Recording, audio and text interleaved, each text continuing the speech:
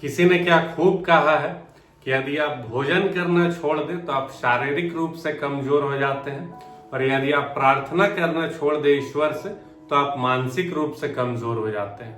नमस्कार, मेरा नाम है अभिषेक यादव। एक बाबा थे जो हर जगह, हर गली मोहल्लों में, अलग अलग राज्यों में जाकर, अलग अलग शहरों में जाकर भिक्षा मांगते थे।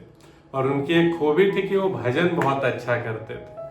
तो उनकी दिनचर्या भी ऐसे ही चलती थी। वो जाते थे, भजन करते थे किसी के भी घर के सामने, और वहां पर उन्हें भिक्षा के रूप में भोजन वगैरह मिल जाया करता था। ऐसा बहुत कम ही होता था कि उनके भजन के द्वारा उनको भिक्षा नहीं मिले, लेकिन जहां भी वे जाते थे ज्यादातर जगह उनको ये सुविधा प्राप्त हो जाती थी। एक बार ऐसे ही वो बहुत बड़े बंगले के सामने भजन कर रहे थे।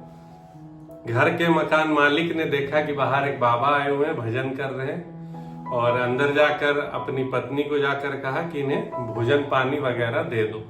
पत्नी रोटी बना रही थी और वो उसके लिए तैयारी भी कर रही थी। कुछ देर हुए तब भी पत्नी ने भोजन लाकर नहीं दिया। उसका जो पति है वो दोबारा गया और पूछा कि अब तक तुमने भोजन क्यों नहीं दिया? वो तब से बाबा है भजन किए जा रहे हैं मगर फिर भी तुम नहीं दे रही हो भोजन। तब उस व्यक्ति की पत्नी ने कहा कि उनका भजन बहुत ही अच्छा है, यदि मैं अभी जाकर भोजन दे दूंगी तो वे अपना भजन रोक देंगे, और मैं उनका पूरा भजन ये सुनना चाहती हूँ। कहानी का सार ये है कि आपकी जो भी प्रार्थना है, जो आप ईश्वर से कर रहे हैं, तो ईश्वर उनके खत्म होने का इंतजार कर रहे हैं, तभी वे उसका फल देंगे आपको।